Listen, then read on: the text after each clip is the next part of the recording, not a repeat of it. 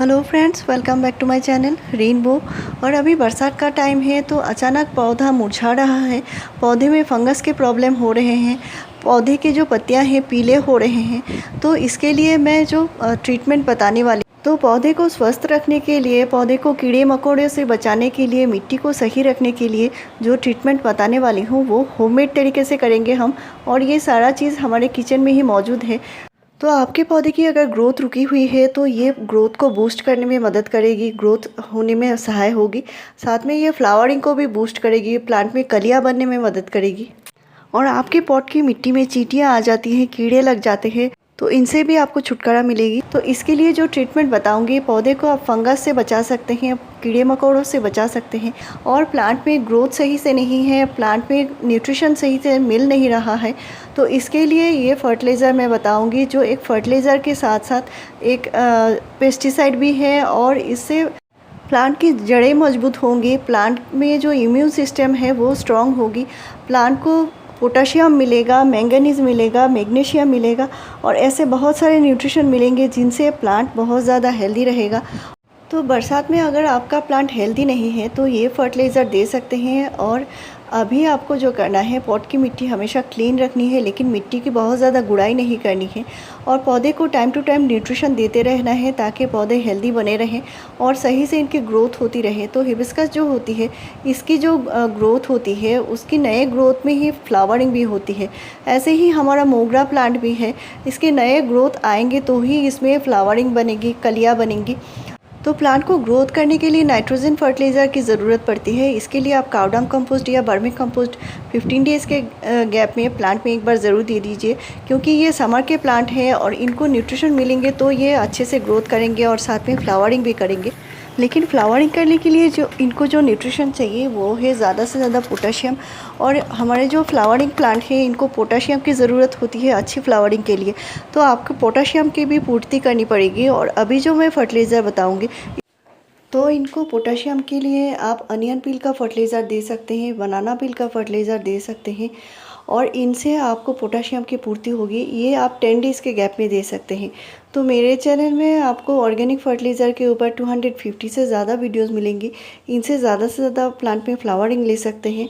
तो अभी बरसात का टाइम है और इस टाइम अपने प्लांट को आप पूरे दिन की धूप में रख सकते हैं।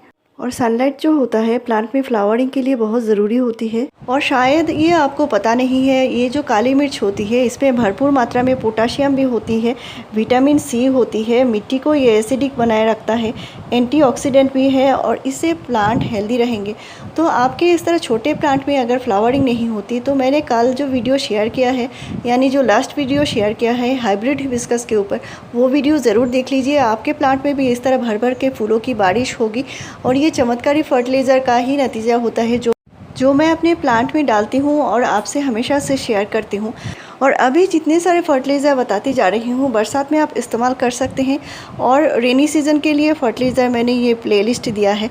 साथ में फ्लावरिंग के लिए जो फर्टिलाइज़र होता है वो मैं हमेशा से शेयर करती हूँ, क्योंकि अक्सर ये प्रॉब्लम आती है, प्लांट में फ्लावरिंग नहीं होती। और इसके लिए मैंने अलग से प्लेलिस्ट बना दिया है, इनसे आपको बहुत ज़्यादा फ़ायदा मिलेगा।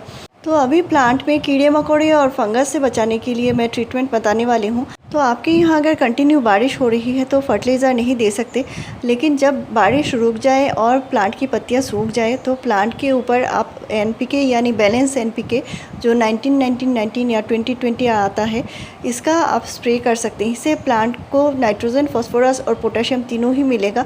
इससे प्लांट हेल्दी रहेंगे और कलियाँ भी ज़्यादा से ज़्यादा बनेंगी।